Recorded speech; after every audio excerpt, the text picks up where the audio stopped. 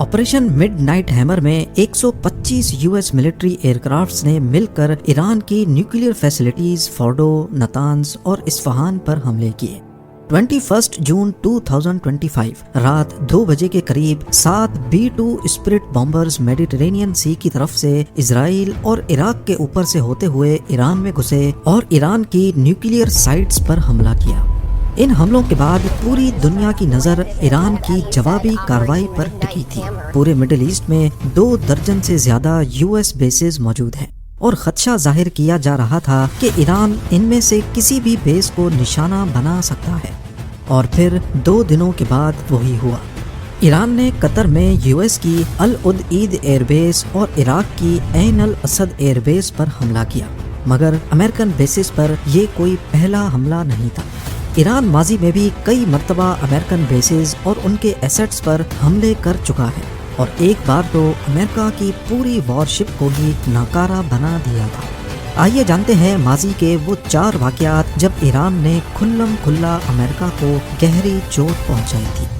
3 जनवरी 2020 को Baghdad airport पर US ने एक ड्रोन स्ट्राइक की जिसमें कासिम सुलेमानी की जान चली गई। वो सिर्फ ईरान के एक जनरल नहीं थे बल्कि सुप्रीम लीडर खमेनेई के सबसे भरोसेमंद आदमी और मिडिल ईस्ट के चेस बोर्ड का सबसे ताकतवर मोहरा भी थे। उनकी मौत की खबर ने ईरान में सोग का आलम तारी कर दिया और अब ईरान ने इसका बदला लेने का फैसला कर लिया। जहां लोग सोच रहे थे कि ईरान सिर्फ शोर मचाएगा, वहां ईरान ने डिसाइड किया कि इस बार जवाब सीधा मिसाइल से होगा। ईरान ने ओपनली अमेरिका को धमकी दी और कहा कि अमेरिका ने हमारे सिपह सलार को मारा है, अब उसे इसकी कीमत चुकानी होगी। ऐन अल असद एयरबेस इराक के वेस्टर्न रीजन में अमेरिका की एक बहुत इम्पोर्टेंट बेस है। इस हमले के सिर्फ 6 दिनों के बाद 8 जनवरी 2020 को रात 1:20 पे दर्जनों फातेह और कयाम बैलिस्टिक मिसाइल्स आसमान में नजर आए और वो अमेरिकन एयरबेस पर आग की तरह बरस पड़े।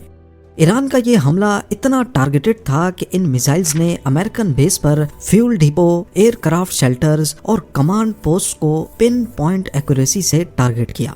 और सबसे हैरानी की बात यह थी कि एक भी मिसाइल मिस नहीं हुआ।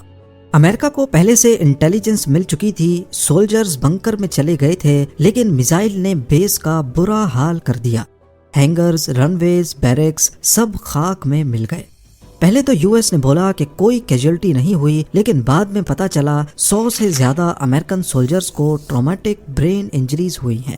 उनका नर्वस सिस्टम हिल गया था, कई सोल्जर्स की आंखों के सामने अंधेरा छा गया और कई बेहोश हो गए।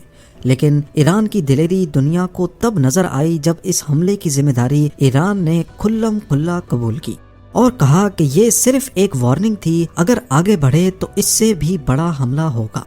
अमेरिका ने इब्तदाई तौर पर इन मिसाइल हमलों के असर को मामूली जाहिर करने की कोशिश की।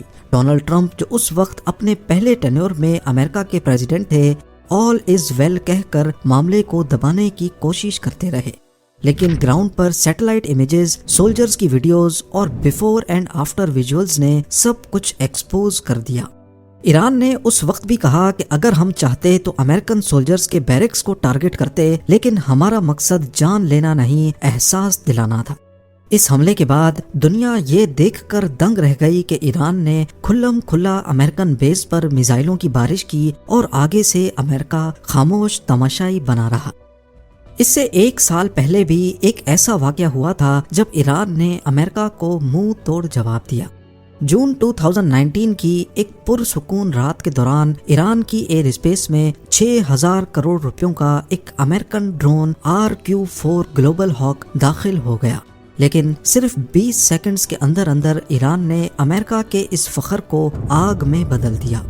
हुआ कुछ यूं था कि 2019 में भी अमेरिका और ईरान के बीच टेंशन्स काफी हद तक बढ़ चुकी थी।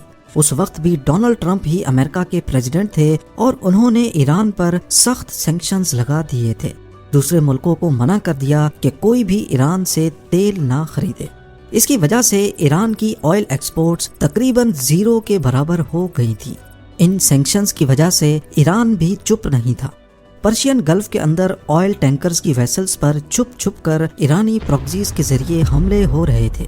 امریکہ نے ایران کے اندر ملٹری موومنٹس کی جاسوسی کے لیے اسپائی ڈرون کا سہارا لینے کا فیصلہ کیا۔ یو ایس نیوی کا RQ-4 گلوبل ہاک ایک ان مینڈ ڈرون ایران کی ساحلی حدود میں داخل ہو گیا۔ اس ڈرون کا کام تھا آسمان سے دشمن کی ہر حرکت پر نظر رکھنا اور براہ راست US کمانڈ کو اطلاع دینا۔ یہ ڈرون ایران کی حدود میں 60,000 فیٹس پہ فلائی کر رہا تھا، جہاں پر عام ایئر ڈیفنس سسٹم کام ہی نہیں کرتے۔ ایران نے اپنا 7 خرداد میزائل سسٹم یوز کرتے ہوئے ڈرون کو لاک کیا اور فائر کر دیا۔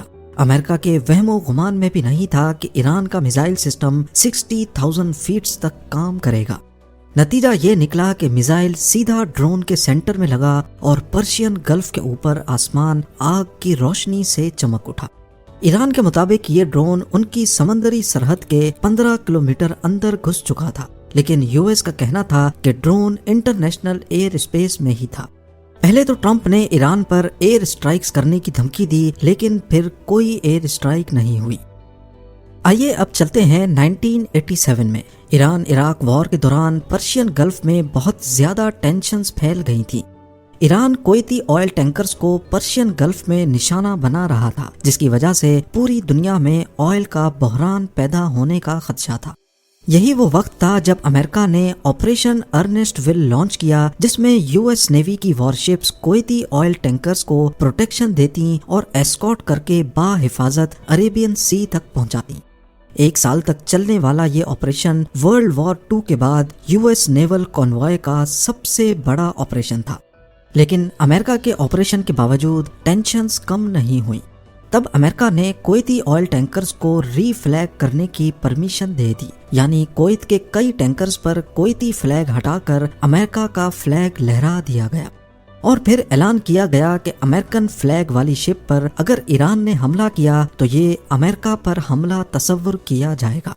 ایران کچھ وقت تک برداشت کرتا رہا، لیکن پھر 16 اکتوبر 1987 کو اس سے رہا نہیں گیا۔ MVC آئل سٹی ایسی ہی ایک کویتی شپ تھی جسے ری فلیگ کر کے امریکہ کا بنا دیا گیا تھا۔ ایران نے Chinese made silk warm missile launch کیا جو سیدھا شپ کے برج پر آ کر لگا۔ یہ 3000 kg کا سب سونک میزائل تھا جو 120 کلومیٹر تک ٹارگٹ کو ہٹ کرنے کی قابلیت رکھتا تھا۔ اس وقت اس شپ کے آس پاس US نیوی کی کوئی وارشپ نہیں تھی، کیونکہ عموماً ایران ری فلیگڈ شپ کو نشانہ نہیں بناتا تھا۔ یہ ایران کی طرف سے کسی بھی امریکن فلیگڈ شپ پہ ہونے والا سب سے پہلا حملہ تھا۔ اس حملے میں 18 کریو ممبرز زخمی ہوئے اور شپ کا کیپٹن جو US سٹیزن تھا، اس کا چہرہ زخمی ہونے کی وجہ سے اس کی دونوں آنکھیں ضائع ہو گئیں۔ امریکن فلیگڈ شپ پر حملہ کرنے کا مطلب تھا کہ ایران نے سپر پاور کے کانفیڈنس کو چیلنج کیا ہے۔ بدلے میں US نیوی نے 3 دنوں کے بعد پرشین گلف میں 2 ایرانی آئل پلیٹ فارمز کو تباہ کر دیا۔ اس وقت یہ دونوں oil platforms oil produce نہیں کرتے تھے، لیکن ایرانی ریولوشنری گارڈ کراپس اسے ملٹری مقصد کے لیے استعمال کرتا تھا۔ اب جانتے ہیں کہ ایران نے US نیوی کی وار شپ کو کیسے تباہ کیا۔ آپریشن ارنسٹ ول کے دوران ہی ایران نے پرشین گلف میں آئل ٹینکر شپس کو تباہ کرنے کے لیے ایک ایسا طریقہ استعمال کیا جو US نیوی کی ایک وار شپ کو بھی لے ڈوبا۔ ایرانی نیول فورسز نے پرشین گلف میں مائنز کا ایک نیٹ ورک بچھا دیا۔ یہ مائنز پانی کے اوپر نہیں تیرتی تھیں، کیونکہ اگر پانی کے اوپر ہوں گی تو آسانی سے انہیں بائی پاس کیا جا سکتا تھا۔ ان مائنز کو چین کے ساتھ باندھ کر اینکر ویٹ لگایا جاتا اور اسپیڈ بوٹس کے ذریعے انہیں پانی میں پھینک دیا جاتا۔ چین کی لمبائی اتنی رکھی جاتی کہ مائن سرفیس سے 5 میٹر نیچے تیرتی رہے، کیونکہ بڑی شپس کا حل سرفیس سے 10 میٹر نیچے ہوتا ہے، یعنی مائن صرف تب پھٹے گی جب کوئی بھاری شپ اس کے اوپر سے گزرے گی۔ 14 اپریل 1988 کو آپریشن ارنسٹ ول کے دوران ہی ایک US نیوی کی گائیڈڈ میزائل وار شپ جسے USS سیمیول بی رابرٹس کہا جاتا تھا، آپریشن میں حصہ لینے کے لیے ابھی پہنچی ہی تھی کہ پرشین گلف کے بیچ میں وہ ایرانی کانٹیکٹ مائن کا شکار ہو گئی۔ US نیوی کی شپ کا حل 21 انچ تک کھل گیا، انجن روم میں پانی بھر گیا اور 2 ٹربائنز خراب ہو گئے۔ $1500 کی مائن نے $190 ملین کی شپ کا بیڑا غرق کر دیا۔ اس حملے کے بعد اس ایریا کو اچھی طرح سرچ کرنے پر یو ایس نیوی کو ایرانی مائنز کا بچھایا ہوا ایک پورا نیٹ ورک مل گیا۔ 4 دنوں کے بعد یو ایس فورسز نے ایران پر جوابی وار کیا۔ U S ships, aircrafts اور ٹروپس نے 2 ایرانی آئل پلیٹ فارمز اور ایک ایرانی IRIS سہند نامی وارشپ کو تباہ کر دیا۔ اس حملے میں ایک یو ایس میرین کا ہیلی کاپٹر جبکہ 2 پائلٹس مارے گئے۔ اتہاس گواہ ہے کہ جب سے ایران میں پرو امریکن گورنمنٹ کا خاتمہ ہوا ہے، ایران پر مختلف سینکشنز لگانے اور ان کے خلاف گہرا تنگ کرنے کے باوجود وہ امریکہ جیسی سپر پاور کو بھی جواب دینے میں کتراتے نہیں ہیں۔